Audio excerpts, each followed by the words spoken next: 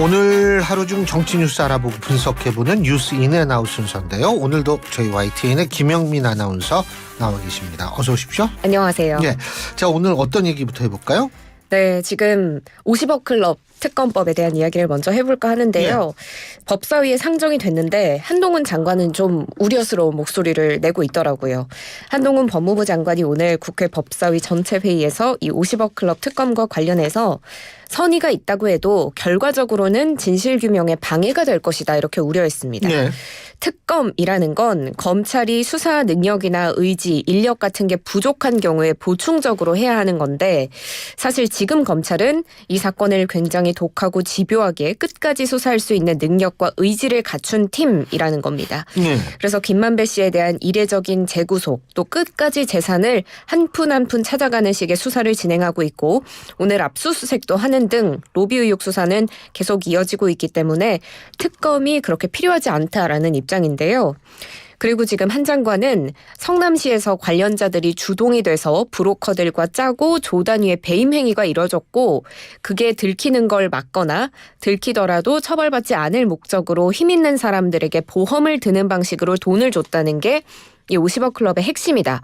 그렇기 때문에 이 둘이 분리돼서는 양쪽 다 진실규명을 할 방법이 없다는 겁니다. 그래서 지금 특검이 진행되면 앞부분에 대장동 비리의 본질을 밝히는 수사는 중단될 우려가 크기 때문에 특검에 대한 우려를 계속해서 표명을 한 건데요. 그러니까 사실 앞부분에 대장동 의혹에 대한 진실규명에 방해가 될 수 있고 그리고 지금 50억 클럽의 특검을 주도하면 대장동 사건으로 기소가 된 이재명 대표가 있는 민주당이 주도하는 특검이기 때문에 결과가 나온다고 하더라도 국민들이 납득할 수 있겠느냐라는 우려를 보이는 것 같습니다. 한동훈 장관의 입장 어떻게 보셨는지 뉴스인 해주세요. 특검 임명 문제는 분명히 다른 문제입니다. 그렇기 때문에 정의당이 얘기하는 본인들이 특검을 추천하겠다라고 얘기를 하는 그런 것 방식도 있기 때문에 저도 사실 민주당 이게 지난번에도 우리가 얘기했을 텐데요. 이 수사를 하다 보면 범위가 넓어지는 게 자연스러운 거지. 네. 이게 수사를 하다가 여기서 스톱 이렇게 되기는 좀 힘들거든요. 그렇죠. 그렇기 때문에 저는 제가 생각할 때에는 뭐 그런 우려는 있을 수 있지만 정의당안도 있다. 이런 점을 말씀드리고 싶고요. 네. 명분적으로 보면은 국민들은 50억 특검 필요하다고 생각합니다.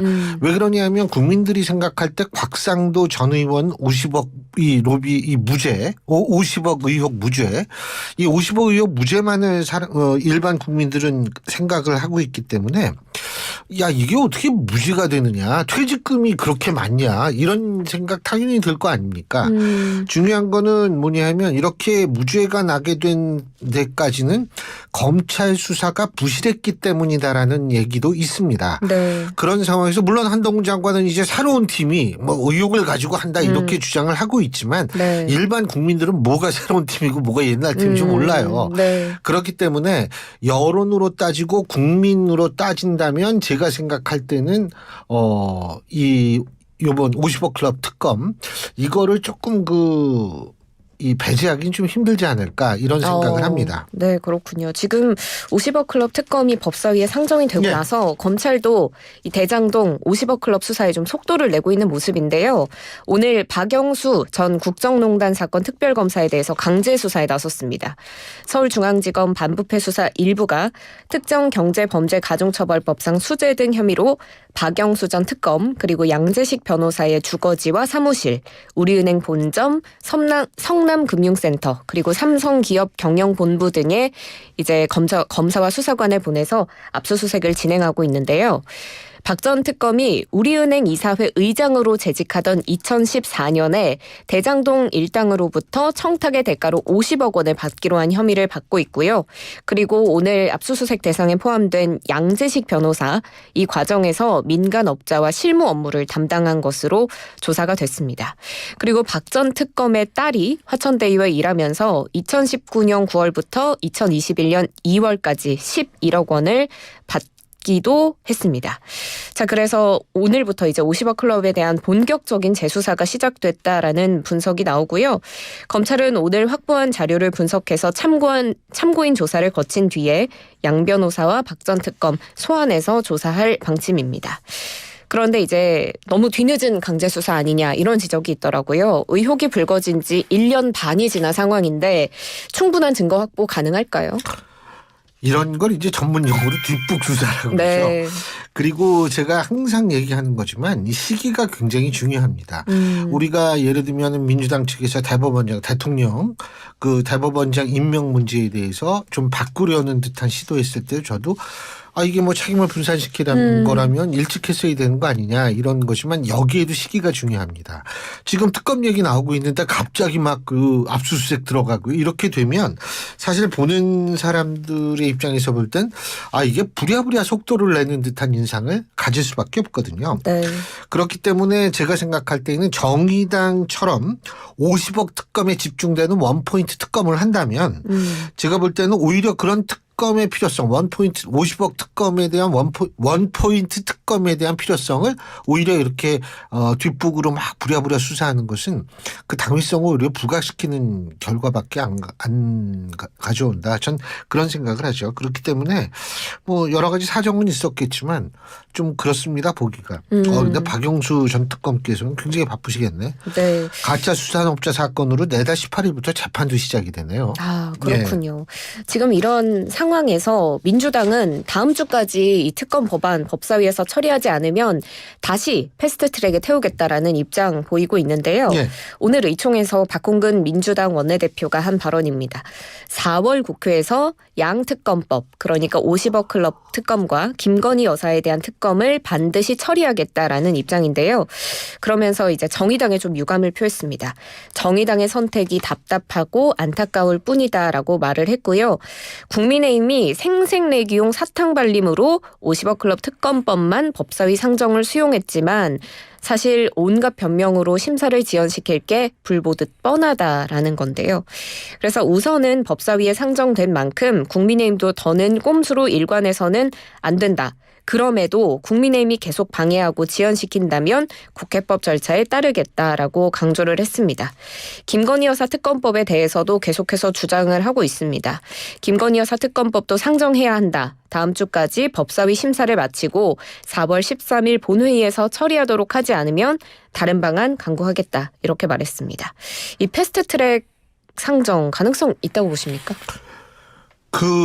민주당이 여태까지 국회에서 밀어붙이는 방식으로 볼 때에는 이런 주장이 나오는 것이 전혀 놀랍지 않다. 네. 이렇게 말씀을 드릴 수 있습니다. 근데 패스트 트랙을 위해서는 180석의 의석이 필요하거든요. 맞습니다. 그러니까 정의당의 협조가 필수적이라는 얘기인데 근데 정의당이 민주당에 동의할 가능성은 지금 현재 시점으로 볼 때는 그리 크지 않습니다. 네. 다시 말해서 정의당은 절차적 정당성이 중요하다. 절차적 정당성에서 실제로 그 법안의 특히 특검이니까 결과의 정당성도 나온다. 이런 입장이거든요. 이 얘기 100% 맞는 얘기입니다. 네. 그런데 바로 이 얘기 속엔 뭐가 숨어 있느냐. 민주당은 지금 굉장히 다수제를 신봉을 해요. 다수제라는 거 우리가 흔히 합의제와 다수제가 있거든요. 네. 근데 국회는 원래 합의제적으로 운영이 돼야 돼요. 이 다수제라는 거는 뭐 우리가 수적으로 많으니까 우리가 하면 돼. 이게 아니거든요. 민주주의는 효율적 제도가 아닙니다. 효율적 시스템이 아닙니다. 왜냐하면 반대하는 사람의 의견도 듣고 타협도 하고 양보도 얻어내고 이런 데는 시간이 굉장히 오래 걸리거든요. 그런데 그냥 뭐 그런 것들은 굉장히 비효율적이라고 치부한다면 민주주의를 하지 않는 것이 제일 좋죠. 참고적으로 가장 효율적인 정치 권력 구조가 뭐냐면 권위주의적 체제거든요. 권위주의 정치 체제거든요. 그래서 제가 좀 안타깝다고 생각하는 것이 뭐냐면 민주당이 좀 다수제 신봉에서 벗어나서 물론 수적으로는 압도적으로 지금 현재 많지만 합의제적으로 좀 국회를 운영해 줬으면 좋겠다 이런 생각이 들고요. 패스트 트랙 뭐 국회법에 뭐 문제가 없으면 된다. 맞죠. 근데 원래 국회법의 취지에 부합한지는 한번 생각해 봐야 될 겁니다. 민주당이 여태까지 한 그 행동 중에서는 이 취지에는 맞지 않지만 합법적인 행위가 굉장히 많았거든요. 굉장히 역설적인 얘기죠. 취지에는 맞지 않지만 합법적이다. 그러니까 이게 법을 아주 잘 활용을 하는 건데 저는 조금 이번에야말로 좀 기다리는 미덕도 보여주고 합의제적 어떤 그런 마인드 좀 보여줬으면 좋겠습니다. 네, 정의당의 동의가 필수적인 상황인데 예. 계속 민주당이 유감을 표명하고 있어서 정의당이 발을 맞춰줄지는 좀 지켜봐야 될 것 같습니다. 예. 다음으로 살펴볼 소식은 국민의힘 하영재 의원에 대한 체포동의안, 오프닝에서도 말씀하셨지만 국회 본회의에서 오늘 가결됐습니다. 네. 이 가결 요건 재적 의원의 과반 출석 그리고 출석 의원의 과반 찬성이잖아요. 그렇죠. 오늘 무기명 비밀투표로 진행이 됐고요. 재석 281명 중에 찬성 160명, 반대 99명, 기권 22명 이렇게 통과됐습니다. 이 표결에 앞서서 한동훈 법무부 장관이 체포 동의 요청 이유를 밝히기도 했는데요. 혹시 동료 의원이 하지도 않은 일로 억울한 일을 당하게 하는 것 아닌가 우려하실 수 있으리라 생각을 하지만 이 사건에서는 돈을 받았다고 말하는 하 의원의 육성 녹음, 돈이 든 쇼핑백을 들고 나오는 CCTV 등 객관적인 물증이 많다라고 하면서 좀 쐐기를 박는 발언을 하기도 했습니다. 이래서 이제 검찰이 불법 정치자금 수수 등의 혐의로 구속영장을 청구한 하 의원, 이제 법원에 구속 전 피의자 신문을 받게 됐습니다. 이제 국민의힘은 하 의원은 체포 동의안에 대해서 사실상의 찬성 표결로 당론을 정하고 표결에 들어갔고 민주당은 자율투표로 임해서 이런 결과가 나왔는데요. 국민의힘 의석수보다 찬성표가 훨씬 많이 나왔습니다. 그래서 사실 민주당에서도 찬성표를 던진 규모가 적어도 수십 표는 될 것이다라고 보이는데 민주당은 또 앞서 노웅래 이재명 의원에 대해서는 체포 동의안을 부결시킨 바가 있어서 민주당 나름대로의 딜레마도 있었을 것 같고 이중잣대라는 지적도 피할 수가 없어 보이는데요. 앞서 오프닝에서도 얘기하셨지만 이 찬성표를 던진 민주당의 규모가 추후에 이재명 대표의 체포동의안에 찬성표를 던질 규모다 이런 추측을 얘기를 해주셨는데 흥미롭더라고요. 추론이고 네. 어디까지나 근데 이 가정이죠. 가정인데 전 사실 오늘 두 가지를 기준으로 봤어요. 첫째, 아까 281명이 오늘 회의에 참석했다. 본회의에 참석했다. 네. 이 말씀하셨는데 몇 명이 과연 참석할 것인가를 전 주목을 했습니다. 물론 국민의힘은 당론으로 이 가결 당론을 정했기 때문에 대부분 다 참석하겠지만 문제는 민주당에서 과연 몇 명이 나올까? 그게 되게 궁금했거든요. 두 번째로 제가 보는 건 가결은 될 것 같았는데 몇 표가 나올 것인가도 굉장히 궁금했어요. 근데 생각보다 이 표가 많이 나왔더라고요. 그러게요. 근데 이게 지금 우리가 좋게 해석을 하여간 명분적으로 해석한다면 만일 부결시킬 경우엔 민주당은 방탄본능 정당이다. 이런 비난을 들을 가능성이 높았어요. 근데 지금 이걸 가결시켰으니까 이제 나올 수 있는 비난은 뭐냐면 우리가 하면 우리 쪽은 항상 정치 탄압. 상대 쪽은 항상 범죄 의혹 이런 식이 되는 전문 용어로 내로남불 이런 건가요? 전문 용어로 그렇게 볼 수도 있겠죠. 네. 예.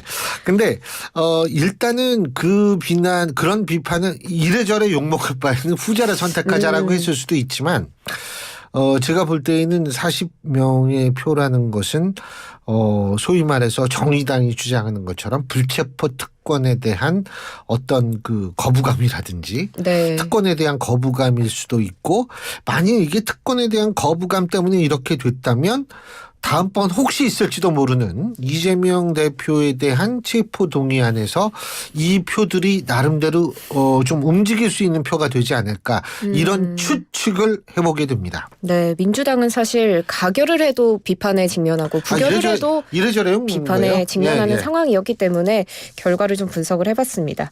다음으로 살펴볼 소식은 대통령의 지지율 관련 내용인데요. 예. 국정 운영 지지율 하락했다는 여론조사 결과 오늘 발표됐습니다. 2주에 한 번씩 나오는 NBS 전국 지표조사 결과인데요. 예. 엠브레인 퍼블릭, K스탯 리서치, 코리아 리서치, 한국 리서치가 3월 27일부터 어제인 3월 29일까지 예. 만 18세 이상 남녀 1,001명을 대상으로 진행한 여론조사고요. 오늘 발표해드리는 자세한 여론조사 내용 중앙선거 여론조사 심의위원회 홈페이지 참조하시면 됩니다. 잘하셨습니다. 감사합니다. 예. 여기에서 윤 대통령의 직무수행에 대한 긍정평가는 33%, 예. 부정평가는 60%였는데요. 직전 조사인 2주 전보다 긍정평가는 2%포인트 내렸고 부정평가는 3%포인트 올랐습니다. 3월 첫째 주에 부정평가 51%였는데 3주 차에 57%, 5주 차에 60% 계속해서 올랐고 긍정평가는 37%에서 35%, 33% 이렇게 계속 내린 상황입니다. 그래서 아무래도 3월에 있었던 이슈는 예전에도 한번 말했지만 한일 정상회담에 대한 내용 그리고 근로시간 개편안 이 좀 크게 작용하지 않았을까 이렇게 보이는데요. 3월 들어서 계속 긍정평가가 내림세를 보이고 부정평가가 오름세를 보이는 게 의미 있는 추이라고 보십니까? 저는 물론 그 의미 부여할 수도 있겠습니다만 이런 생각이 들어요. 한국갤럽 지난주 금요일 날 여론조사에서는 대통령 지지율 지난주 금요일 여론조사는 3월 21일부터 23일까지 조사를 했고요. 전국 만 18세 이상 1,001명을 대상으로 한 한국갤럽의 정례 여론조사입니다. 근데 이거를 보면은 대통령 지지율이 올랐거든요. 근데 그 사이에 그러면은 떨어질 수 있는 모종에 뭐가 있었느냐? 제가 볼 때 뚜렷하게 뭐가 있었다라고 생각하지는 않아요. 네. 두 번째는 지금 국민의힘 지지율 우리가 얘기를 할 때 야 이거 지지율 떨어졌다 월요일 화요일 막 이러는데 제가 그때 그런 말씀을 드린 적이 있어요.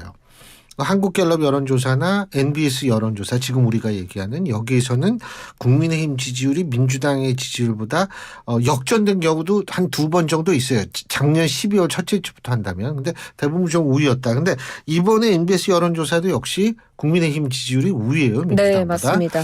그리고 이제 한국갤럽은 지난주 제가 아까 말씀드린 그 조사에선 1%포인트 민주당한테 좀 뒤지긴 했습니다만 내일 이제 한번 봐야겠죠. 그래서 제가 이 말씀 왜 드리냐 하면 여론조사가 정례적으로 나오는 데가 세 군데예요. 리얼미터 미디어 트리뷴 그다음에 한국갤럽. MBS, 한국갤럽 네. 이 세 군데인데 이 두 군데 한국갤럽하고 MBS 여론조사는 약간 추세가 좀 비슷해요. 그렇기 때문에 이게 어떤 여론조사의 추세를 중심으로 보느냐에 따라 달라지는데 결국은 뭐냐면 여론조사 하나만 보고 얘기를 할 수도 없고 이게 전부 오차범위 내거든요. 2%포인트 빠졌다. 이거 아닙니까 오늘은? 그렇습니다. 예? 근데 한국갤럽 지난주 금요일은 1%포인트 올랐거든요. 네. 그러니까 이건 도대체 어떻게 해석해야 되느냐. 우리가 이거는 조금 시간을 가지고 여유를 가지고 추세를 바라보는 것이 가장 현명하다. 전 이렇게 말씀드리고 싶습니다. 네, 일단 MBS 여론조사 추이는 긍정평가가 계속 떨어지고 있기 때문에 맞아요. 계속 지켜보기는 해야 될 것 같습니다.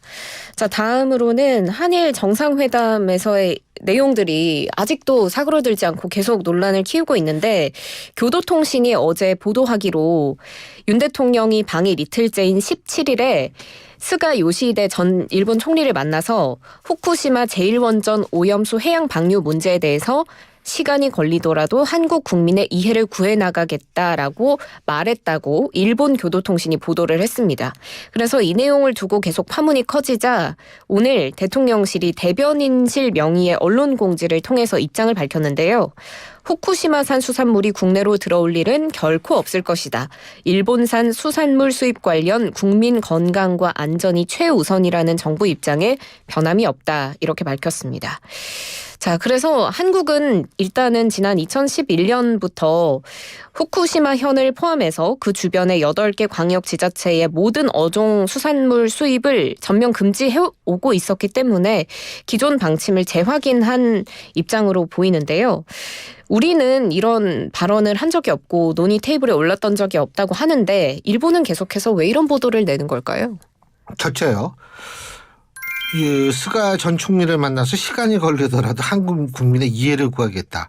오염수 해양 방류 문제. 네. 이런 얘기는 절대로 할 수가 없습니다. 이 후쿠시마 이 오염수 방류 문제는 이게 일각에서는 우리 쪽으로 흘린다 이러는데 왜 강물에도 흐름의 방향이 있듯이 바닷물도 흐르거든요. 우리가 네. 그걸 해류라 그러죠. 근데 이 해류의 흐름을 보면 이게 어느 쪽으로 흐르는 거 상관없이 미국으로 먼저 도착해요. 그러면 미국으로 먼저 도착하는데 그 중간 과정이 있을 거 아닙니까? 미국까지 가는 해류가. 네. 그러니까 이건 한두 나라의 문제가 아니에요. 근데 뭐 우리가 뭐 양해를 하게 이거는 사실은 논리적 타당성도 없는 얘기입니다. 그리고 아까 왜 그럼 일본은 이런 보도를 낼까? 네. 일본은 1.5당제라고 얘기할 정도로 자민당이 계속 집권을 하는 나라입니다. 사실상. 네. 그렇기 때문에 사실은 언론 이게 정권 교체가 좀 자주 돼야지 언론도 이렇게 하면 안 되겠구나 뭐 이런 학습 효과가 있는데 이게 안 바뀌면 그런 게 좀 적거든요. 그리고 그래서 일본의 언론 환경이 뭐 그다지 이 정권의 입장에서 볼 때 상당히 좀 다른 나라에 비해서는 좀 좋다 이렇게 볼 수 있고 여러분들 궁금하시면 일본 드라마 중에 신문 기자라는 드라마가 있어요. 네. 근데 영화는 우리나라 배우가 주연을 했어요. 내가 그분 이름 잊어먹었는데 그리고 드라마도 있는데 심은경 씨가 거기서 알려주셨네요. 주연을 했는데 이 신문 기자 그걸 보시면 일본의 언론 환경을 어렴풋이 짐작할 수 있어요. 더군다나 외교 문제에 있어서 일본 언론과 일본 정부는 아주 역할 분담을 잘하는 경우가 자주 있습니다. 네. 그러니까 뭐냐 하면 이런 역할 분담을 통해서 정부가 하지 못하는 얘기를 언론이 슬쩍 흘리는 식으로 흘리거든요. 근데 그것에 그 사람 그러니까 일본이 원하는 것은 뭐냐면 그렇게 언론에 슬쩍슬쩍 흘리는 것을 통해서 상대를 흔드는 거거든요. 그래서 저는 좀 우리가 강력히 여기에서 대응을 해야 된다고는 하지만 조금 힘든 측면도 있어요. 왜? 정부나 정치인, 중의원, 참의원이 이런 얘기하면 우리가 따질 수 있죠. 근데 상대국 언론 아니에요. 네. 그러니까 그 부분도 좀 한계가 있다는 거죠. 일본이 다분히 전략적으로 행동하는 게 아닐까 이거 이런 일본 아주 생각이 좀 고도의 드네요. 전략이죠. 네. 마지막으로 살펴볼 소식 북한의 인권 보고서 내용인데요. 2023 북한 인권 보고서 내일 공식 발간됩니다. 통일부가 북한의 이탈 주민 500여 명의 증언을 바탕으로 작성한 보고서고요. 북한 인권법이 2016년에 제정된 이후에 2017년부터 이 보고서가 매년 발간돼 왔는데 일반에 공개되는 건 처음입니다. 그래서 북한의 열악한 인권 실태를 널리 알린다는 차원에서 이렇게 보고서가 공개가 되는데 구체적인 내용들 살펴보면 사실 조금 충격적이고 너무나 안타까운 이야기들이 많더라고요. 그래서 통일부가 이 보고서를 공개한 내용은 이제 북한 인권 분야의 공신력 있는 기초 자료로 활용될 수 있도록 공개를 하고 그리고 우리가 북한 인권의 실질적인 개선을 위해서 더 노력하겠다는 의지의 결과물이기도 하다 이렇게 말을 했습니다. 북한의 인권 실태 보고서 내용 어떻게 보셨는지 궁금하고요. 우리 정부가 전격 공개하기로 한 이유가 뭘까요? 간단히 얘기해서 저는 오히려 전격 공개한 이유가 중요한 게 아니라 왜 여태까지 공개하지 않았는지 그 이유가 궁금해집니다. 네. 우리가 흔히 통일을 얘기를 할 때 경제적으로 우리가 부강해진다. 그거는 한 100년 정도 걸리는 얘기고 우리가 통일을 왜 해야 되냐 하면 지금 신음하고 있는 북한 주민들의 인권 회복을 위해서 통일을 해야 되는 거거든요.